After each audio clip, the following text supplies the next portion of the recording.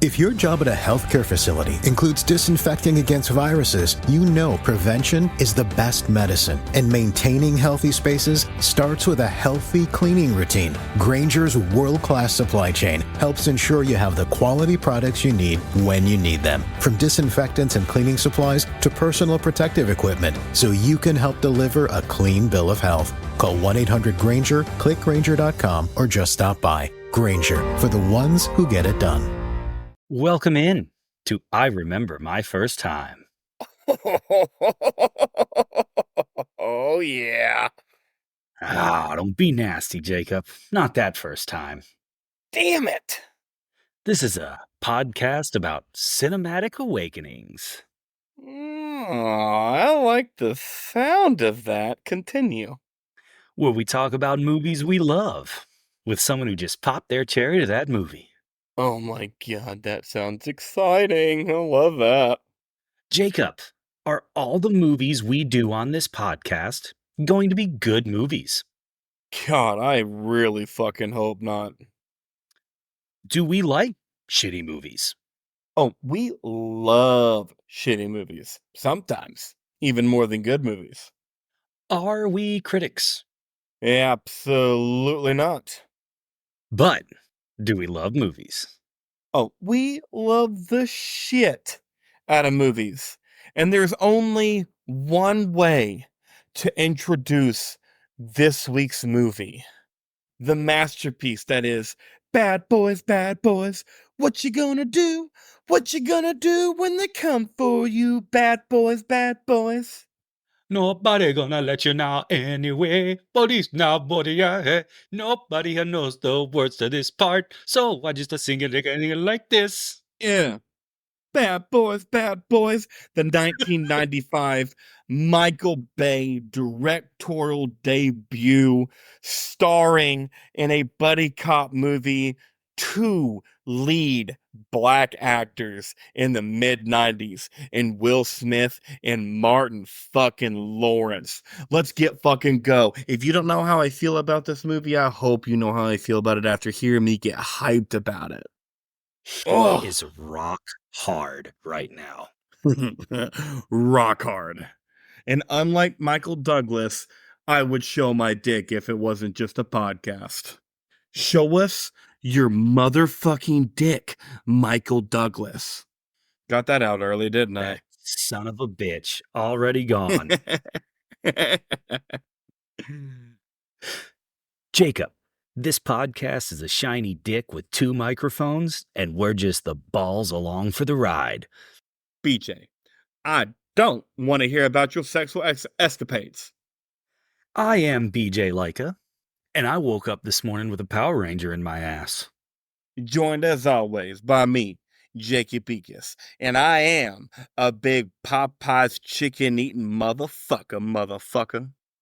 Hell yeah. Ooh, we have, as previously mentioned, Michael Bay's classic, Bad Boys, described by Netflix as when evidence from $100 million drug bust gets stolen, two Miami detectives must crack the case and protect a witness before their unit gets shut down. That was perfect. I love the voice that you read it in, too. And like you mentioned earlier, it's just a buddy cop movie. The plot don't matter none. The plot don't matter none. A Texan couldn't have said that better. I am about to blow your mind or piss you off right now. Bad Boys is rated 6.8 out of 10 on IMDb. Way too low. 43% Rotten Tomatoes score and Way a too 41% fucking low. Metacritic score. Way too low. So I don't care. I don't care about IMDb and I don't care about Metacritic right now. You're telling me that 53% of people would rather not watch this movie? Because Rotten Tomatoes is just yes or no. Should you watch it? 53% of people said no to this movie. They can all go fuck themselves with a 10-inch dildo. I quadruple checked it because I thought there was no way that was real. BJ, this is a perfect fucking movie. I don't It it understand. I it is don't a understand the summer Rotten Tomatoes. blockbuster. It is a summer blockbuster to end all summer blockbusters. Uh, like I Hey, said, I had to check it 4 BJ, times because I here's thought there's no way. here's my hot take, okay? I am aware that James Cameron is better than Michael Bay. I'm aware that James Cameron is a generational director. I just watched Terminator 2 this week, and Bad Boys is as good as Terminator 2 when it comes to the every time you start to think that there's not an action scene, one comes up. Like you're never just chill. And and just like Terminator 2, watching Bad Boys, other than the shitty cell phones and the 95 wardrobe, that shit could have come out this year. It could have come out 2024 this fucking summer. Just like Terminator 2.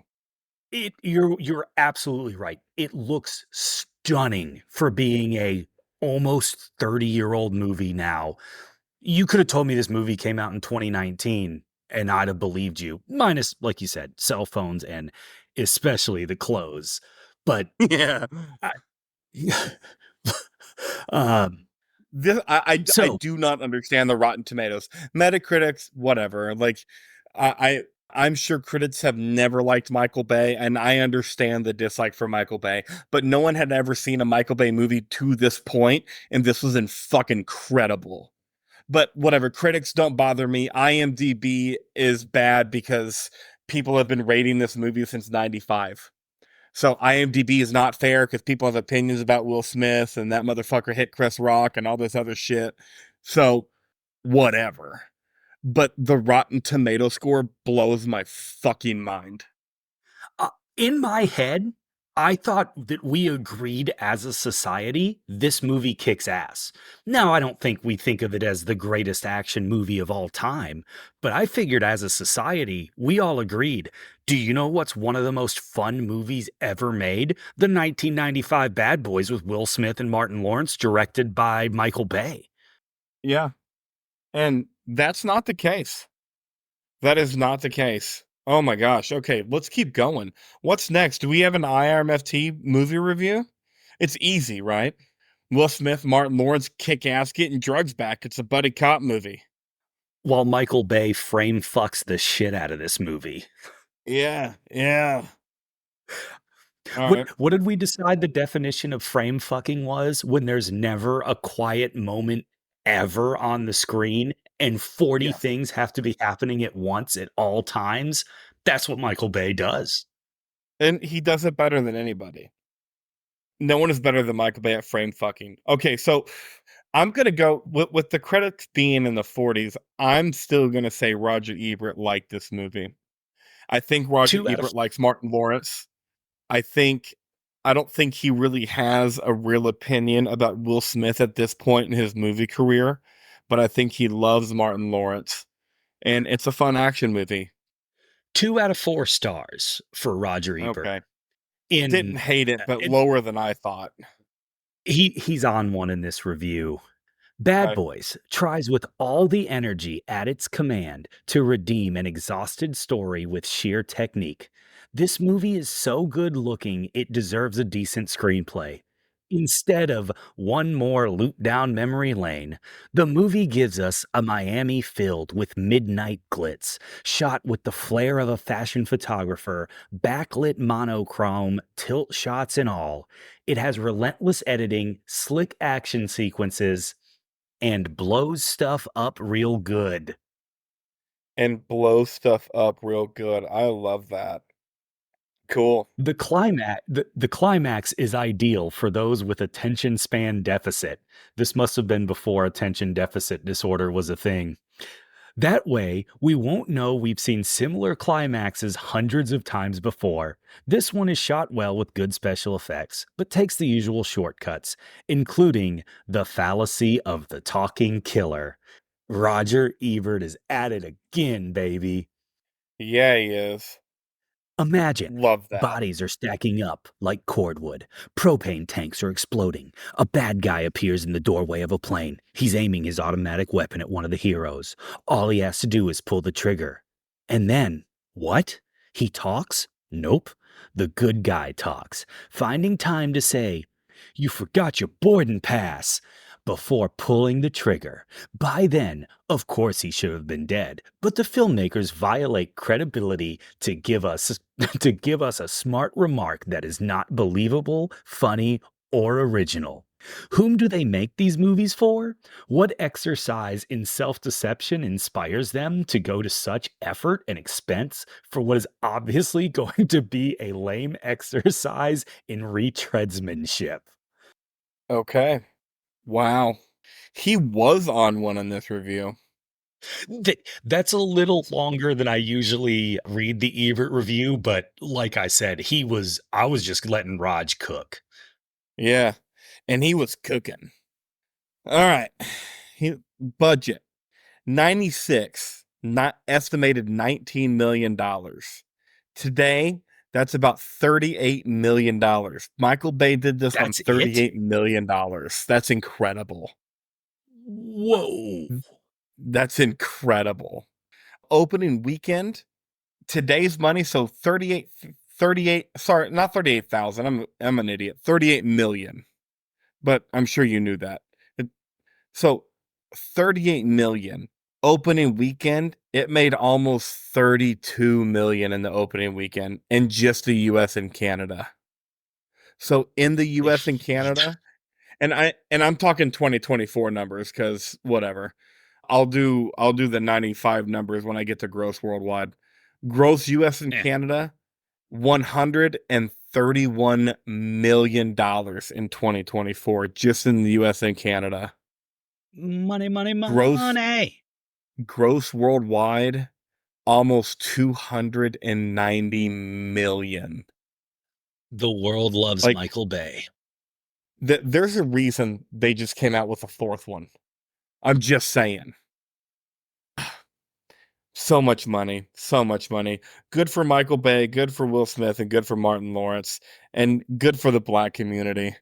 Like like this movie, and I just assume as a white male in the US that this movie in 95 was great for the black community, not knowing much about it. So I'm glad you bring this up Like because we recently like watched He Got Game, which stars the two leads being black men, yeah, being an unapologetically black movie. This movie somehow in 1995 has two black leads, but is not a black movie. And I don't yeah. really know how to explain that. It's because it was written for white people. I got the trivia here for you, BJ. Just wait till we get there, homie. This movie All was right. written for Okay. white people. That's why it doesn't come off like a black movie, because the leads are white. But anyways, what's after budget? What do we got? Oh, BJ, your thoughts on the movie? What'd you think about it that we haven't already said? It's a perfect summer blockbuster. This is what I want in a summer blockbuster. It is action-packed. When there's not action being rammed down your throat, it is legitimately comedy funny. Not Arnold Schwarzenegger has a couple of one lines funny. Legitimate two really good comedic actors being funny. It is Yes. non-stop entertainment. I just want to say when I first started watching it, I called my wife and she had the kids and she was like, "Hey, I'm going to be home in about an hour." So I was like, "Oh, sweet. I can knock out half of Bad Boys real quick." So I sit down, I watch the movie, and I hear the door open and I'm like, "I thought she said she was going to be gone an hour. What the hell? It's only been 25 minutes." And I paused the movie and I was an hour and 4 minutes into it. Yep. Well, that's how this movie is. Like it, the the everything that you just said about the movie, I'm just gonna straight up second, so I don't have to repeat it, and just say that it took us so long to record this podcast that I watched this movie the first time in preparation for this podcast. I had shitty internet where I was at. So we waited to record it like 4 days later. So like within 10 days, I'm just like, you know what? I'm just gonna watch this movie again because I didn't take the greatest notes. And I'm just gonna have to deal with watching it twice in 10 days. And the second time I watched it, I had just as much fucking fun as the first time I watched it 10 days ago. Cause it's that fucking good. I'm It's it I'm assuming. Actually, you know what? We'll get there later. What specifically did you love about this movie? the action was incredible. The car chases were incredible. The comedy was incredible. The comedic timing was incredible. The secondary characters were incredible. The other pair of white buddy cops and the sergeant, oh my god, what a riot. Joe And and then Pantoliano. and then the bad guy, everyone was so good in this movie. And then Michael Bay. Michael Bay in the mid 90s, like, oh my god. Frame fucking. Like frame fucking is him shoving a cock down your throat, and I'm signing up for it if it's Michael Bay in the 90s. It's just incredible. What did you like specifically about it? I think what separates this movie from the other ones, I mentioned it earlier, is the legitimate pure comedy aspect of it.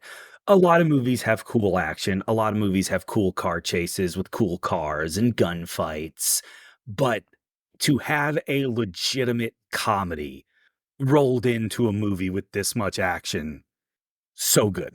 So good. Yes. Perfect blockbuster. We probably you'll probably get tired of us saying perfect blockbuster because it is.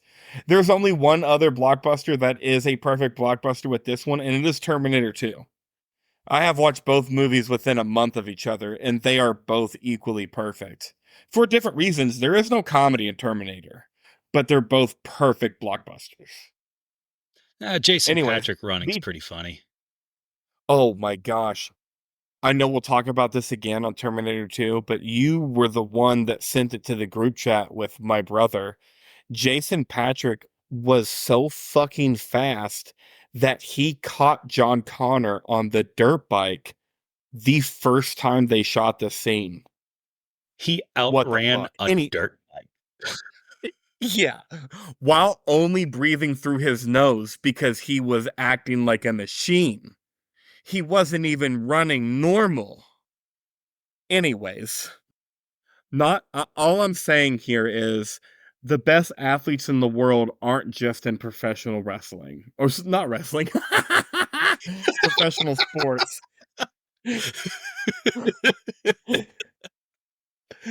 Oh, Ugh, that was incredible. Freudian slip. Um, I'm assuming there's nothing you didn't like about this movie, or am I wrong? I wasn't the biggest fan of the white girl that saw the murder go down. I think they could have had someone better play her. I don't know I am who. in It's 1995. I don't know who they could have put in there that would have had chemistry with both Martin Lawrence and Will Smith, but it wasn't Homegirl they hired. I am 100% in agreement with you, but I think the issue is Wait, you're there's no 100% way what? in agreement with you. However, I Okay. don't blame I think the issue with this particular part of it, I don't think Michael Bay understands females or can write a good female character one bit. There's no way Michael Bay knows how to talk to women. That's a fair point, and we have talked about that on the many movie conversations we've had over the last decade. And so you're probably 100% right. It probably had nothing to do with the actor. I am so sorry to said person because she probably did the best she could with how Michael Bay wrote that and directed her to act. Well, and she's had a good enough career where we know Tia Leone is not a bad actress. I just think Yeah. Michael Bay knows how to write women as one thing and one thing only, and that's sexual objects. Whew. Shots fired at Michael Bay. Accurate shots, though, but shots nonetheless. Was there anything else you didn't like? Because that's the only thing I could come up with. The script kind of sucks, but Whatever. Just let Martin Lawrence and Will Smith improvise and show cool action scenes. Yeah, I don't need a good script with Martin Lawrence, Will Smith, and Michael Bay's nonstop action. It's when he starts trying to write stories about kids' toys that he loses me. I'm just like, just show robots blowing shit up. There's there's there's no story here. Just show cars that turn into robots blowing shit up. That's all I signed I up for. I signed up for I 2.5 hours of cars that turn into robots blowing shit up. Just like I I signed just up want for to see two and a that. half. Go ahead. I just want to see that Camaro turn into a robot and blow shit up. Yeah, yeah. And Megan Fox walked the opposite way because I'm an ass guy. Like those two things. And why did I sign up for Bad Boys? To watch nonstop action and Martin Lawrence and Will Smith go toe to toe. And that's what I got. So that being said, was it a good or bad movie? This was a fucking great movie. Yes. Do not list. This is the worst Rotten Tomato score I've seen since we've done this podcast. This is embarrassing. Rotten Tomatoes needs to take a hard look in the mirror after blaspheming one of the greatest movies ever made. Yes, agreed. 100%. Now it's time, BJ. You know Time to how get deep we're deep. get you know how deep we're getting into this movie? I had something and I forgot it. I was gonna go with something about how deep Will Smith's shirt was unbuttoned while he was running. That's okay. I'm also gonna go stereotypical and gonna say we're getting BBC deep in this thing. You know what I mean? Bad BBC. Boys Cinema. That's right. Bad Boy Cinema. You fucking nailed it. Let's get balls deep in this movie. Mount Rushmore of scenes. You go first. You know what? My number 4 scene, F it, I don't care. The basketball scene with the chief is the funniest part of this movie, and I'm gonna put a funny scene in there. And despite Bad Boys stealing it from The Office, it's just a hilarious scene. I was making them all when you got here. That's a good scene. My number four scene is, and you are correct. That is the funniest part of this movie. It's how confused both Martin Lawrence and Will Smith are, and just how bad this guy is at basketball and how angry he is just all so incredible. And that scene is just well directed, which we don't normally get out of Michael Bay when it's not straight action. Can I give you a trivia here? Yeah, please. I love trivia. I'm the trivia guy.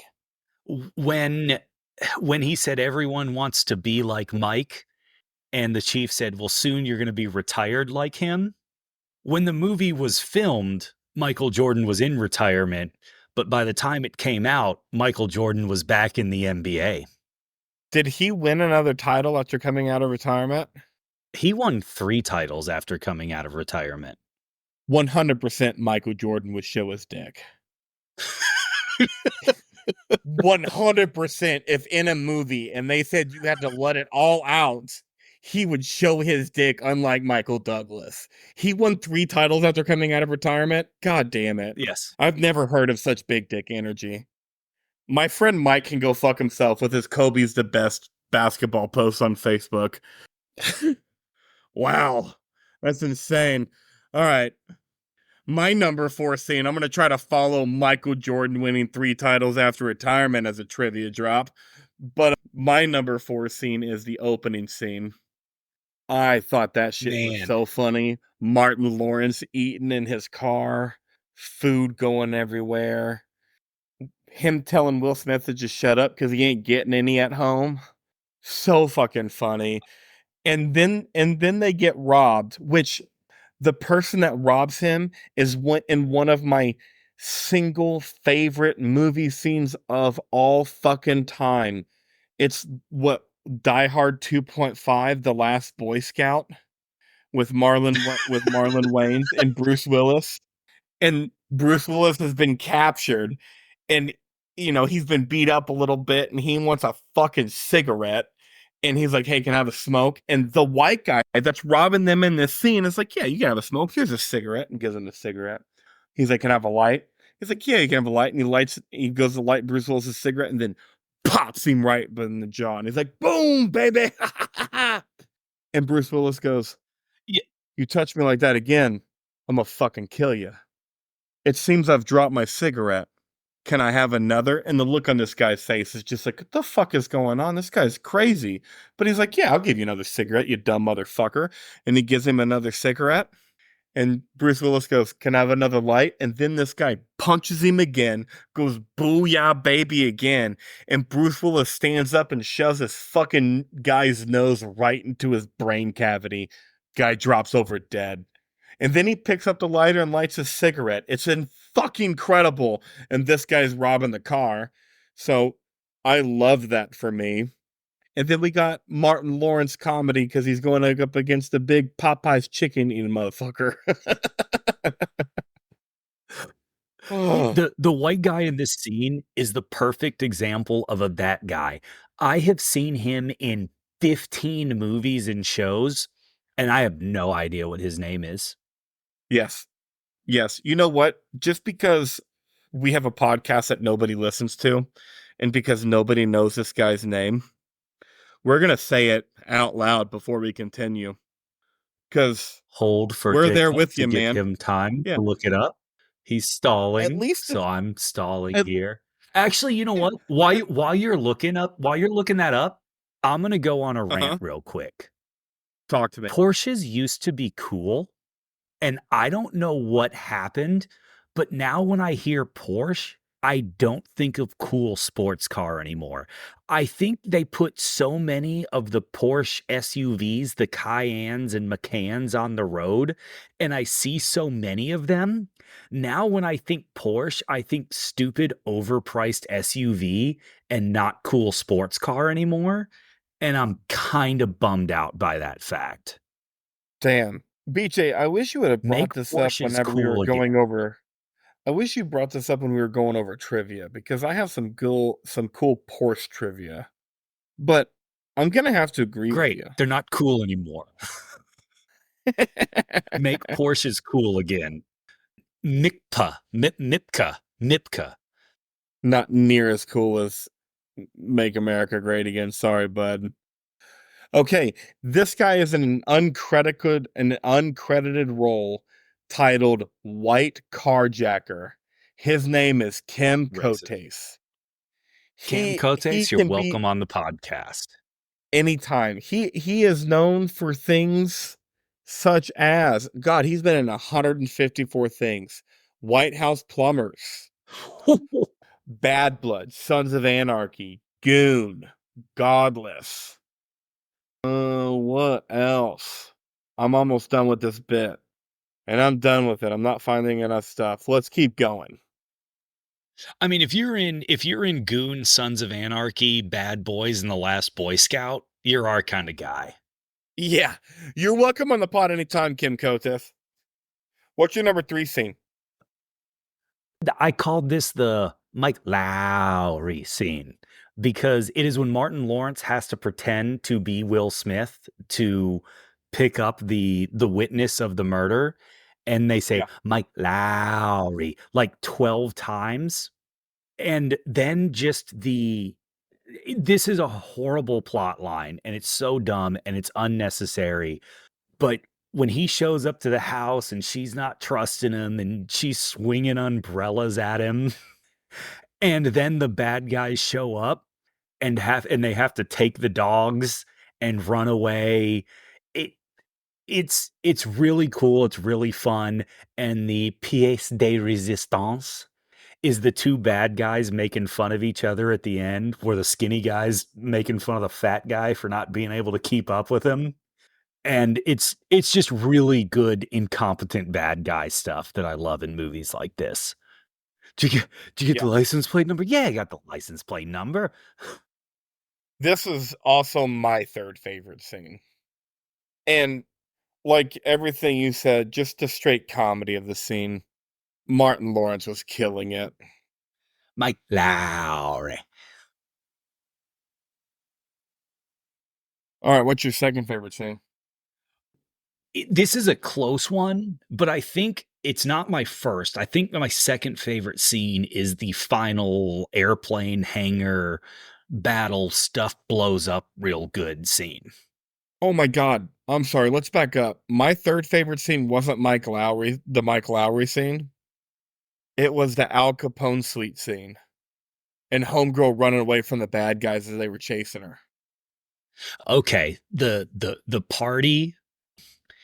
Why is Tia Leone going with a prostitute to somebody's hotel?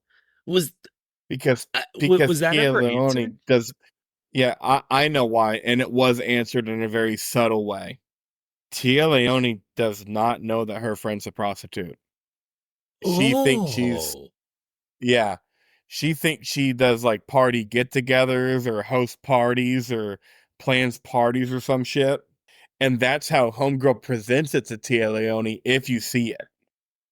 Oh, so she's like fancy rich girl party at the Biltmore. What do I got to Yes. lose? And then she finds out, oh wait, my friend's a hooker. Yes. All right, go ahead. But no, I thought that scene had great intensity. I thought the bad guys were really good bad guys in that scene. I thought Will Smith's homegirl was great for the 5 minutes she was in this movie. She had sex appeal in the gym with Will Smith. Then they're showing up to this place and she's doing her thing. And she was never like you could tell she was nervous, but the bad guys couldn't tell she was nervous. Like she was working. She was getting out of this room. And then she wasn't. And then the chase between the bad guy and homegirl and her jumping into the pool, all just incredible. Should they just have swapped those the roles of those two actresses? Probably. I think she had way more chemistry with Will Smith, and I think she would have had better chemistry with Martin Lawrence. And with like how you said how bad Michael Bay is at writing women, you need all the chemistry you can get. We have complimented Michael Bay and insulted him so much during this podcast. And we're only halfway done. Okay, so your your second favorite scene is is the final fight or the final car chase. Yes, the whole shebang. The giant explosion, the two guys taking out 18 guys, car chase at the end. You think the guy's dead, but he's not really dead, and he's about to get one more shot off. Martin Lawrence finally driving with some balls. It, it's prototypical action final scene. It's Roger Ebert said it best when he said stuff blows up real good. Stuff blows up real good. I'm gonna copy this scene and actually copy it because this is my second favorite scene. But I'm gonna go much shorter and just have it when the bad guy's in his car and Martin Lawrence is driving the Porsche. Just that bit. It was so good. It was so well shot. You had a awesome car chase and great comedy. Good shit. And I'll take it through My the bad guy fake firing or trying to pull out his gun.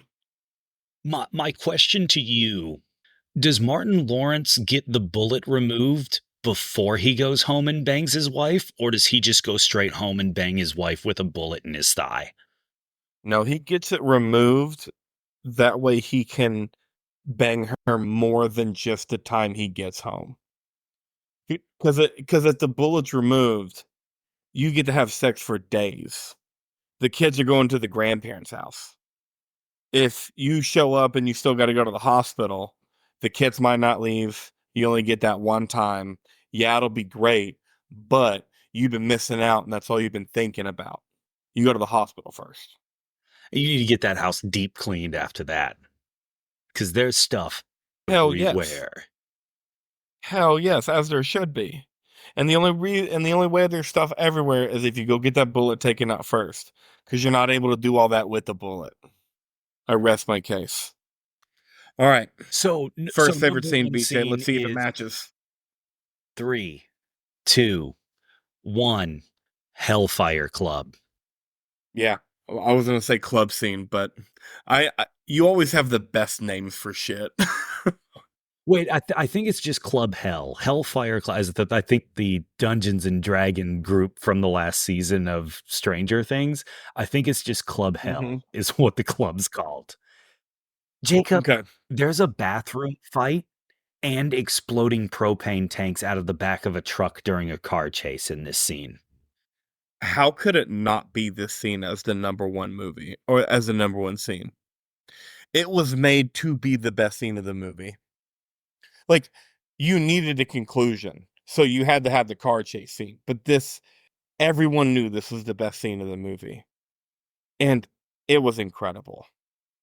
I love Will Smith just getting a lap dance and not no one having any idea his boy is getting the shit kicked out of him. And not be, and the only reason Martin And it's Lawrence, right the only behind him, reason and you can see both yeah, of them. the only reason Martin Lawrence came out alive was because he can hold his own. But that dude dwarfed Martin Lawrence and knew how to fight and beat the shit out of that dude. And Will Smith had the time of his life until those fish didn't.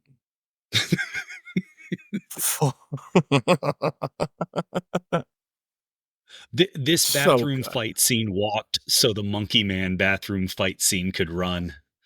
100% it did. 100% it did. Oh, so speaking of propane, I'm serving tables in northern Michigan on an island currently. And I'm replacing propane in one of the outdoor heaters because I had an outdoor section. And my girlfriend's table asked me, "Do you know who provides the propane for the island?" And I was like, "No. Like, why would I know that? I just change propane tanks." And they were just I like, and I was like, "What?" And they're like, do you happen to know who changes the propane? Like who provides the propane for the island?" And I was like, "I have no idea. I'm positive it's not Hank Hill." And That's where we get the accessories, is from Hank Hill. yeah, they thought that shit was so funny. They laughed out loud. And I finally got logged into my brother's Hulu. It does not work on my phone. It only works on my laptop. So I can only watch King of the Hill on my laptop at home. But I've been watching King of the Hill. And this guy's asking me if I know where the fucking propane gets changed out from. Why the fuck would I know? I'm positive it's not Hank Hill.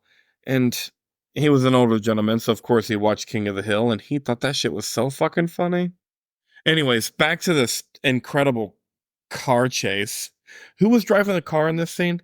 It was Will Smith, wasn't it? Or was it Martin Lawrence again? I honestly I don't remember, but it was a car chase with an ice cream truck. Yeah, and the ice cream truck was full of explosive gas. Incredible. what what genius thinks of that? Michael Bay. That's who. I mean, all I'm saying is after listening this far into this podcast, if you're not convinced to watch this movie and if you haven't seen this movie yet and you're not convinced to watch this movie after everything we've said, watch this movie for just this scene. Like, it's worth it. The whole movie is worth this scene. 2 hours and 15 minutes is worth this scene. It's that good. And any other scenes you care to talk about? I mean, if you remember them, it's been a little bit since I've actually watched the movie, but the whole movie, I mean, the comedic timing every time anything happens. Like Martin Lawrence's wife, I forget who plays her. Is it Gabrielle Union? No. That's his sister in the second movie. Okay, okay. But I mean, she's great. The lieutenant's great. The the white detectives, the buddy cop detectives that are white, they're hilarious every time they're in this movie. Just e- everything about this movie rocks. We just picked the four best Michael things. Imperioli Michael Imperioli as the former drug dealer turned tire guy. Yeah. But yeah, just what like all the scenes in this movie are good. There's not a 20-minute lag in this movie. There's not a 5-minute lag in this movie. No. Well, Let's that break down some characters. yes. Oh, I like how you have the Fresh Prince as character number one. You know, Love. Martin Lawrence is the first build in this movie over Will Smith, but it is also blatantly clear in this movie that Will Smith is the movie star. I didn't realize that Martin Lawrence was first billed in this movie, but you're right. It's And, clear and that Martin Will Smith is the star of the movie. Martin Lawrence, well, we'll get to him later. My question about Will Smith, was Will Smith a sex symbol at one time? I mean, he had to be, right? It just in my mind he never was, and then watching this one 30 years later, I was just thinking, Will Smith the sex symbol in this movie? I don't recall this stage of Will Smith. I think you don't recall this stage of Will Smith because this is 1995, and we have no frame of reference of what's going on when it comes to who is and who is not a sex symbol. 95, I'm 3, and 95, you're what, 7? Which this I did see this movie in theaters. My mom took a 7-year-old to an R-rated movie. And you know what? Is this your first I'm not R-rated movie? quite sure how this was my first R-rated movie I ever saw. And honestly, it's a pretty good one because it's not it it's very close to a PG-13 movie. Damn, I can't believe we didn't have the first time story on this movie with this being your first R-rated movie. Wow. I completely forgot, and I don't really remember much of it because I was 7, but I know my mom took me to the theater to see a rated R movie because she wanted to see Martin Lawrence and Will Smith in a funny action movie. I've like there are different reasons I know that I've always known that I've liked your parents, and this just solidifies those reasons and opinions. Your mom's Taking a incredible. 7-year-old to an R-rated movie. Your mom's in fucking incredible. And just so everyone knows, the one episode that BJ's dad was the guest on, his mom sat there on the table with us the whole time as we talked about movies. This woman's a champ, and she plays golf with the best of them. And by best of them, I mean BJ and his dad. Two mediocre golfers. I don't know who else she plays with. He plays So. golf with the best of mediocre golfers. I love your fucking parents. That's incredible. What an My incredible dad's gonna listen story. to this and he's gonna send me a text and it's gonna say single digit handicap, bitch. Oh my God. Ah, that's incredible. And this is a great first R-rated movie. My first R-rated movie was Gladiator, and that's a good first R-rated movie, but this is better because this has comedy, this has fun action, a fun story. I'm jealous of you, and I've never been jealous of a person's first R-rated movie ever yet. So I cool. I I think I'm gonna watch this with my kid and have it be his first R-rated movie. Awesome. Good choice. Good choice. I'm jealous for Zane. I get to be jealous for you and Zane, and probably Rami. But who knows? You'll probably show Rami his first R-rated movie, and he's just like, I fucking watched American Pie last week at my friend's house. And you're Like, gonna dude, be you're like, dude, you're 6. you're 6. Why are you watching American Pie? He had it on. I'm not gonna not watch it. He said it was a classic. Uh, And you're gonna be like, who's this friend? Okay, sorry. hey, Let's break hey, down hey, Martin Dad, Lawrence. put X-Lax in a kid's drink today. God damn it, stop watching American Pie. So where were we? Martin Lawrence? Yes, Martin Lawrence. One word. Hilarious. Yeah. No one does it better than Martin Lawrence. especially in 1995. This may be recency biased because I just watched it, but this is one of the more underrated comedic performances because of what his performance does to elevate and carry the movie, making it more than just an action movie, him being more than just the funny side character. His comedy in this movie, it belongs, and it's so funny, and it's what vaults that movie to a different level. This is a great performance. Give him an Oscar. I agree. I couldn't agree more. All right, Tierra Leone. Tierra Leone. I think I've said what I need to say about her. I don't think she was bad. Obviously, she's talented. Michael Bay is at fault here, and he should be. He's horrible at writing women. He's never been We good at blame it. Michael Bay. We blame Michael Bay on the IRMFT podcast. We do. And it's weird because we are a pro Michael Bay podcast for at least two movies, this and Armageddon. I'm willing to add more to this list, but we are also an anti Michael Bay podcast for many reasons. His very recent movies, his portrayal of women, his script writing. But there are positive things about the Transformers. man. Yeah, Transformers. But there are positive things about the man, namely Bad Boys and Armageddon. So maybe we're a pro Bad Boys and pro Armageddon podcast and not a pro Michael Bay podcast. It's a fine line to walk. All to say that Um, Tierra Leone did a good job with what she was given, and she wasn't given much. so I put the sergeant on here, but before we get there, I realized what I didn't put was the city of Miami. What a great character the city of Miami is in this movie. So I've never really understood that because I haven't seen a lot of Miami movies. And you said that, and then you know how social media is listening to everything that we say and do. Shortly after you told me that, I saw the meme of when Mike McDaniels took the job in Miami and what he looked like in his first press conference and what he looks like now in Miami. And I'm like, oh my God, this is incredible. Two, And two now years I later, he just looks like a Cuban drug lord. Yeah, and now I understand what you are saying by character breakdown of Miami because yes, Miami was a great backdrop in this movie. And when you first said that, I didn't know what you meant, and luckily it took us a while to record this podcast in one way because you'd have brought that up and I'd have been like, "Yeah, sure, whatever you mean, man. You know what you're talking about." But I, now I think you do.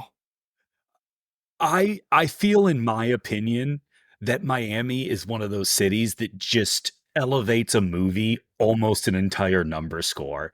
It's it's always just so hot and sweaty and cool, and there's always Cuban and Puerto Rican chicks with fat asses. It's it's I love Miami. Yeah, Miami's incredible. And I'm glad that I understand what you mean because like it's like seeing that meme made everything click with this movie and how you meant that comment when we talked about it. So just thank you the Miami Dolphins and Mike McDaniels for helping me realize this about a 1995 Michael Bay movie. Yeah. Well, I got my And now the Miami captain. opinion out there, so go for it. Yeah. And now the captain, what's the guy's name that plays the captain? I know you know it. Joe Pantoliano, Joey Pants. He's incredible. He's a that guy that some people know his name, like you. I only Because know when it he showed because up, his I was name just is Joey Pants. you only know it because what? His name is funny. If his name was Herb Johnson, I wouldn't know it. But it's Joe Pantoliano or Joey Pants. Fair enough. But yeah, he was incredible. Every time he was on the screen, he was funny, and he owns one of the best four scenes of this movie in your Mount Rushmore because he's that fucking funny. What is there not to like about him? He's even better in the second one. Awesome. I can't wait to do the second one. We can do the second one on the pod as soon as October is over. Because I'm ready for horror movies. It's been a while since I've watched horror movies, and I'm ready for 4 in a row. Like, honestly, my dick's kind of hard. So, I was starting a new horror movie recently that I'd seen before that I thought was good, and an hour into it, I'm like, I don't think I'm going to finish this. This shit's slow as hell. But anyways. Oh my god, we're on Trivia and Facts. Yes, we Do are. this. Let's do this. This is the directorial debut of Michael Bay. I'm pretty sure we've beat that over the head, but what a way to start off your career, and I wish he still made movies like his 2 best ones, Bad Boys and Armageddon. And if he did Bad Boys 2, Bad Boys 2. Bad Boys 2, Bad Boys 2, and Armageddon is a hell of a top 3 movies. Like, I'm not even gonna lie. I understand why he continues to get big budget films, because those are 3 incredible fucking movies. So what did he do before directing movies? He was a music video director. That seems to be pretty popular, because I think I'm pretty sure David Fincher was too. Oh, that's cool. Yeah, he was a music video director. This is his first movie outside of that. Anything we'd know? Oh, I don't know. It did not go into it on IMDb, and I do no research outside of IMDb.com. That was my fault for assuming you did. Yeah, it was. Okay, so we've talked about how this script seemed like it was written for other people, and it was. It was originally made for John Lovitz and Dana Carvey, so it was basically just gonna be a shitty SNL movie. It was basically gonna be MacGruber with 2 people. Yeah. So glad that did not happen. Buddy cop MacGruber. No, thank you. Yeah, no, don't want that. When they changed it to do different leads, the original cast before Martin Lawrence and Will Smith was a pretty decent one. I don't think it would have hit like it did with Martin Lawrence and Will Smith, but it was Eddie Murphy and Wesley Snipes. Yeah, that's a different movie, right? Yes, very different movie. A good movie, but different. And it doesn't make near as much money. No. Eddie Murphy's funny. Wesley Snipes is not that charismatic. He's just not. I don't like. If you're a Wesley Snipes fan and you think he's super charismatic, I don't know what to tell you. And I guess I can't speak for both of us, but I think we're a pro Wesley Snipes podcast. Oh yeah, definitely a pro Wesley Snipes podcast. That's what I thought, but it doesn't mean he's charismatic. But anyways, this is Michael Bay's only film as of 2020 to be under 2 hours, with a runtime of so ironically 1 hour and 59 minutes. That's a studio note for sure. You got to get this movie in under 2 hours. And he said, all right, here's an hour, 59 minutes, and 47 seconds, assholes. That is exactly what that is. The opening scene where Mike and Marcus are held up by the carjackers was shot in L.A. weeks after principal photography had been completed. Columbia and Michael Bay wanted a better, more comedic introduction to the 2 lead characters than what was in the original film. Great decision. Thank God. Yeah. It's in my Mount Rushmore. It sets the movie up perfectly. Yes. Incredible scene. I know everything I need to know about the 2 characters in that little 6-minute scene, 4-minute scene, whatever it was. Yep. Michael Bay mentions on the commentary a fight he had with Will Smith near the end of production. It was one of the last shots of the movie where Bay wanted Smith to say, "Hey man, I love you," to Martin Lawrence. He felt it would show Smith's character's softer side, but the actor decided on the day they were to shoot it, he didn't want to say the line. Probably, machismo, male bullshit. Mid-90s homophobia was wild, bro. Yeah. Bay remembers the argument lasted an hour and a half, Tia Leone and Lawrence joining in at some point. Bay finally relented, saying Smith didn't have to He then pointed to the setting sun and explained to Smith, "That's motherfucking nature, and she's not fucking waiting for us." They shot the scene, and Smith, of course, said the line, because it's a better line. "That's motherfucking nature, and she's not motherfucking waiting for us" is the most Michael Bay thing I've ever heard. Yeah. That and firing Megan Fox because he said he was an idiot when it comes to women. Both those things equally Michael Bay.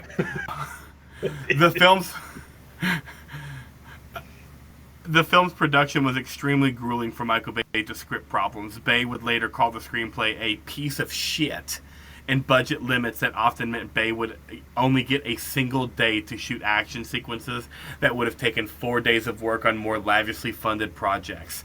Bay sacrificed part of his salary so a key sequence during the film's climax wasn't eliminated, and after the studio refused to fund the final action sequence, Bay paid the studio $25,000 to shoot the scene. And I put this in here to say, this movie could have been even fucking better. And I will say, this script, I'm not going to lie, it's a turd, but they polished the fuck out of it. Yep. And made an incredible movie. This is an all-time great movie.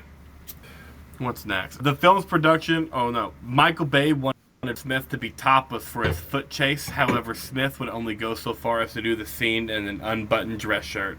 And two things on this. One, I wish I would have put this right a trivia before, because you said the homophobia in the mid-90s was crazy, because I'm sure that had something to do with it.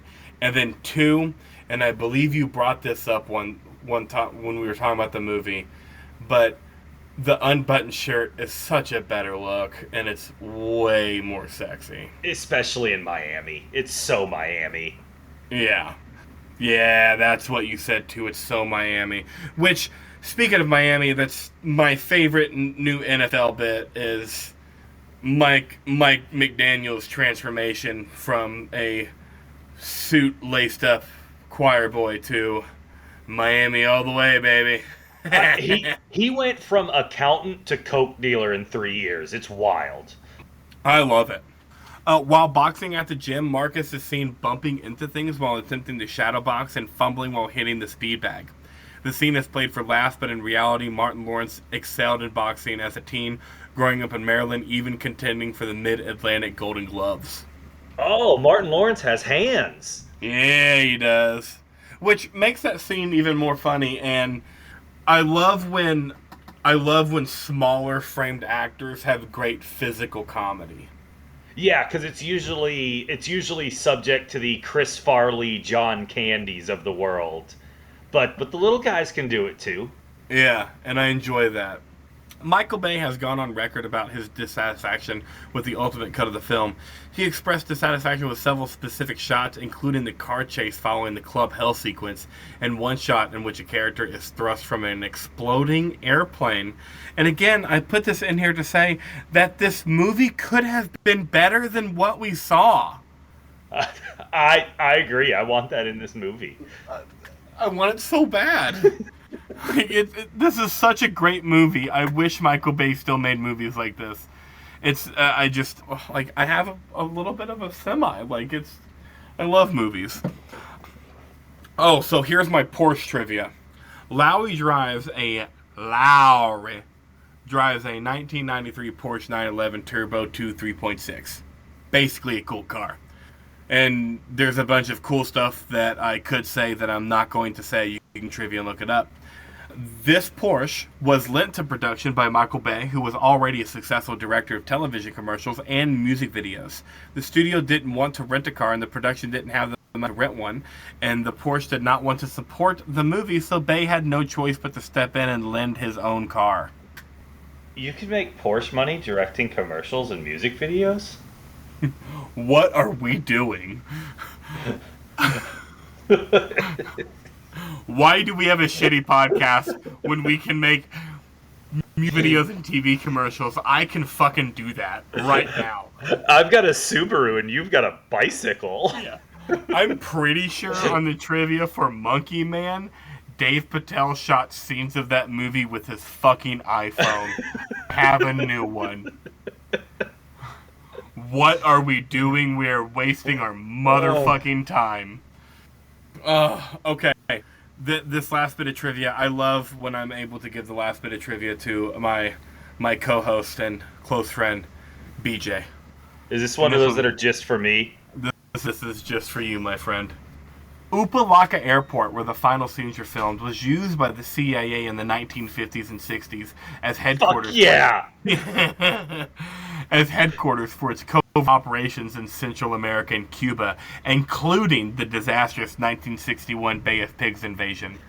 In October 1962, President Kennedy declared a national emergency as a result of the Cuban Missile Crisis, and Upalaka Airport was selected as Peninsula-based command for the planned invasion of Cuba. Oh, I loved that so much. I knew you would. Oh, the CIA in the 50s, 60s, and 80s. Wow. Wow, were they doing some shit. And I don't mean in a good way. Yeah, they were doing shit and not in a bad way. That was a good one to end it on. Anytime you can end it on us making fun of the CIA in the latter half of the 20th century. It's always a good time. What do we got next? You know what? This isn't a movie impersonation. Do you remember the Fresh Prince of Bel-Air theme song?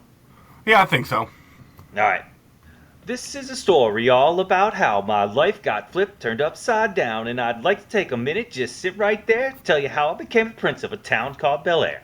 West Philadelphia, born and raised on the playground is where I spend most of my days, chilling out, maxing, relaxing, and cooling, and shooting some b-ball outside of the school when a couple of guys who were up to no good started making trouble in my neighborhood. I got one little fight and my mom got scared and said, "You're moving with your auntie and uncle in Bel-Air." I whistled for a cab, and when it came near, the license plates were fresh and the dice in the air. If anything, I could say that this cab was rare, but I thought, man, forget it, you're home to Bel-Air. You looked that shit up. Nope, that is straight from memory from a show I haven't watched in 25 years. 20 years. Wow, that was incredible. Okay, here I go. Shooting some b-ball outside of school when a couple of guys who were up to no good started making trouble in my neighborhood. I got one little fight, my mom got scared. She said, "You moving with your auntie and Uncle Bel-Air." I whistled for a cab, and when it came near, that's what I got. And I forgot the first part. As I started going, I was like, damn, I forgot the whole first part. I was shocked that I remembered this as much as I did. I thought you were reading it. No. Awesome. I thought I knew it better. I thought I knew it like you did. It could be the wine, though. And the marijuana. And the decades of abuse of those two. Whoa. Whoa. But yeah. That's bullshit. That's fair. Yeah. 100% yeah. All right, final thoughts on the movie in general. This is an all-time great movie. I wish Michael Bay still made movies like this. I had so much fun. If you haven't seen this movie, go watch it. If you have seen this movie, go fucking watch it again. You haven't seen it recently enough. I promise. No, I haven't. When I was watching, I was like, I should watch this movie more often. Yeah. Just go watch it. It's incredible. I highly recommend it in the highest way possible. It's only got, what'd you say, 6.8 on IMDb? That's unfair. Bullshit. People just shit on Michael Bay. This is incredible. It is an all-time great movie. Top 90s movie top 10 90s movie without a doubt. And Terminator 2, Con Air, Face Off, Armageddon, Pulp Fiction, Reservoir Dogs, Jackie Brown. These are all 90s movies, and Bad Boys is a top 10. If a movie accomplishes every summer blockbuster as well as this movie, hits every beat it needs to hit, is funny, is action-packed, is entertainment, I'm sorry, this movie's a 9.0. I mean, for me, it's a 9.4. I'm not mad. Yeah, I can't give it a 10, and I can't round up to a 10 because Michael Bay is just so shitty with women. And I know I said the script sucked, and the third actor in the movie doesn't really make sense in it. It's still a 9.2 despite all that, or a 9.0 despite all that. Yep. It's still a 9.4 for me despite all that, because it's all true. And it's still a 9.4 with how shitty Michael Bay portrays women and writes women. He knows he knows nothing about women. Yeah, it's that good of a movie. Watch it. That's all I'm trying to say. Should they remake this? If Michael Bay's doing it and he doesn't make Transformers, sure. So many Transformers movies. Who could make a modern day Bad Boys and it be entertaining for 2 hours? I don't even know who the big action directors are anymore. That's fair. And it's so hard to find an action movie under 2 hours. They're all 2.5. Like John Wick 4 was almost 3 hours. It was like 2 hours and 45 minutes. I do not need 2 hours and 45 minutes of John Wick, and John Wick gets my dick hard. I don't need 2 hours and 45 minutes of him. And the John Wick director, I don't know if he does the comedy and the not so self-serious that Michael Bay is capable of. No, he doesn't. Yeah, I don't know who the Tony Scott of the day is. Oh my Tony Scott. We need to do a Tony Scott movie on this podcast like tomorrow. Maybe Man on Fire. Or True Romance. We can do like a half Tarantino, half Tony Scott movie, do True Romance. The 90s were great, weren't they? Minus the homophobia. Yeah. Duh. What do I got for IMDb reviews? So let's see here. I'm assuming a good one and a bad one. Yeah, definitely that. Oh, BJ. I did not pick the good IMDb review because of this guy's name. It just works out that well. Are you ready for this guy's name? Jacob Ekus, 1991. You fucking wish. It's HBK 178. I think I'm cute. I know I'm sexy. I got the looks that drive the girls wild. And that's our weekly WWE segment. Thank you for tuning in to IRMFT. We'll see you next week. Bye. Titled, so from HBK 178, titled My Favorite Film of All Time. Thank you, Shawn Michaels. Yeah. A movie with a sick name and two of my favorite actors, Will and Martin. Need I say more? This film has to be one of the greatest films of all time. Will and Martin give excellent performances, and the casting is just excellent as well. It has an amazing OST also. If you are a fan of Martin or Will, you really need to add this film to your collection. This film had a huge influence on my life when I was younger. When Will and Martin are running with their shirts open, flying in the wind, I started doing it because it looked so cool. This is definitely Shawn Michaels. I used to be a hall monitor in elementary school, and because of Bad Boys, I used to chase the other kids down the hall trying to be like Will. This film needs to go in the National Film Museum if there is such a thing.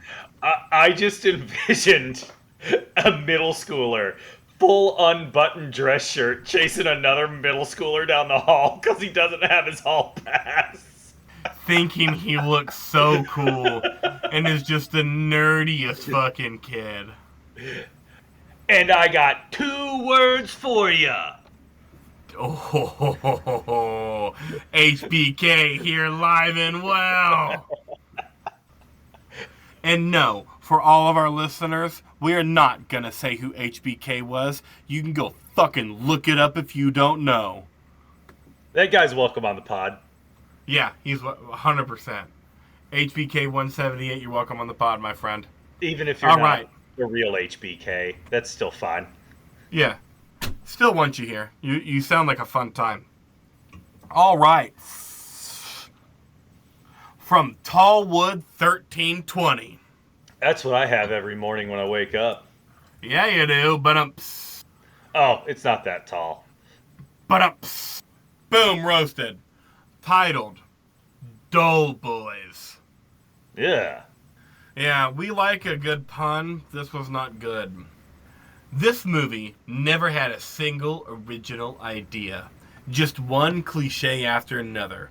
Will Smith is so unlikable, and Martin Lawrence is just an African Rob Schneider.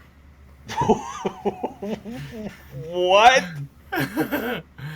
I doubt when the writers wrote the script of this movie that they ever intended either act to be in it, and it honestly shows. There's just barely enough chemistry between Martin and Will to make this a buddy cop movie. It's poorly paced and struggles to keep the story interesting. I have disagreed with every single statement to this point. Me too. Are you ready to continue to be disappointed and disagreeable? Yeah, because if you don't like this movie, there's way different reasons than the ones you're saying. Boring? Boring? Get the fuck out of here. The soundtrack is awful.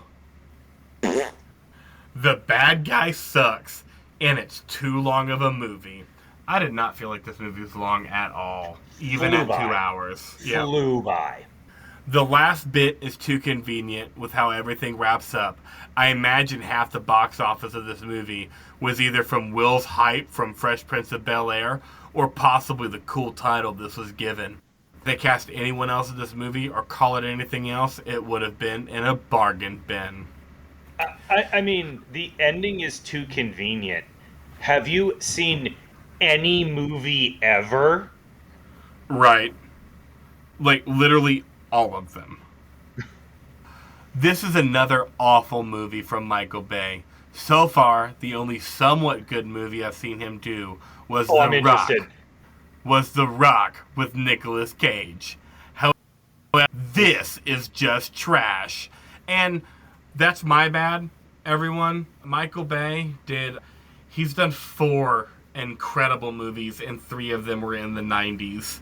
You have Bad Boys, Armageddon, The Rock with Nicolas Cage and Sean Connery. Those are all 3 I in did the not 90s. know I didn't know he did The Rock. The Rock's awesome. It's I say that. incredible. I haven't seen it in probably 15 years, but I remember it being awesome. And you remember it correctly. I haven't seen it in 15 years, but I've seen Face Off and Con Air recently, and Nick Cage in the 90s was fucking on one. And it's Nick Cage in the 90s with Sean Connery. It's incredible. So yeah, this guy's not welcome on the pod, but thank you for reminding us that Michael Bay did The Rock, and we should do that on the pod, because awesome. I'm down for any of the 4 Michael Bay movies. I will not do when we do Transformers, it will be the last podcast. No, when we do Transformers, we're making money. Like, I will do any movie our listeners want us to do if we're making money. You want us to do Transformers? Sure. Pay us, baby. We're not going to be happy about it, but we'll do it. I mean, you can only be so unhappy with Transformers. It does have Megan Fox in it. Yeah, and I'm sure that's a very deep female character that has a lot of character building and learns from things and really develops as a human being. Of course it does. It's a movie written and directed by the highbrow female introspective Michael Bay. We do love a white tank top on this podcast, though. Oh, we are a pro white tank top podcast. And just so everyone doesn't think we're just gross men, that goes both ways, because Vin Diesel looks incredible in a white tank top. What is John McClane wearing most of Die Hard? Yeah, and that's in the Smithsonian in DC. Smithsonian. Yeah, it's in the Smithsonian. We're a pro white tank top podcast. All that being said, man, Bad Boys, so good. Bad Boys for life. bad boys, bad boys. What you gonna do?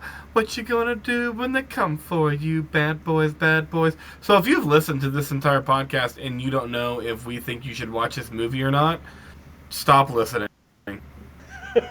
I don't know what movie podcast you're listening to. If you don't know how we feel about it at this point in this podcast, After we both rated it above a 9.0. Yeah, this isn't the podcast for you. We're not even making money, so losing you as a listener doesn't bother either one of us. And I feel like I can draw the line. I feel like I can speak freely for both of us. We can accept a lot of things. We cannot accept a dislike for the 1995 Michael Bay classic Bad Boys. Yeah, that's what I'm saying. And I stand by that to my grave. Write it on my tombstone. Awesome. Yeah, IRMFT. Check us out. If you listen to this podcast and this is your first time listening to it and you enjoyed it, or if this is a multiple listen, those rare few of you, if you haven't watched Jack Reacher on Amazon Prime, stop what you're doing right now. Even if it means listen to our podcast anymore. Again, we make no money. Your listenership does not fucking matter. Stop listening right now. Don't listen to any future episodes, any past episodes, and watch Jack Reacher on Amazon. The first episode will have you hooked. There's an incredible prison fight scene. No rape. Don't worry. It's incredible. Yes, and as a avid reader of the books, the TV show's still awesome. So, yeah. Sidebar at the end of our podcast. Stop listening if you haven't watched this show and turn it on now. Anyways. This is a pro Jack Reacher podcast followed by a pro Bad Boys podcast. If you don't like Bad Boys, we don't want you here. We got 2 words for you. There's like 90% of people don't get that bit, but I don't care. Wait, I didn't get it. I've had too much inebriating substances. Oh, that was the old Degeneration X. We got 2 words for you. Suck it. Yeah. I get it now. I get it. I love that. All right, so this is IRMFT. It stands for I Remember My First Time because we think sex jokes are funny. I've never heard it put like that, but that is correct. Check us out. We're on the social medias, and we are where podcasts are. We are where podcasts are. Yeah.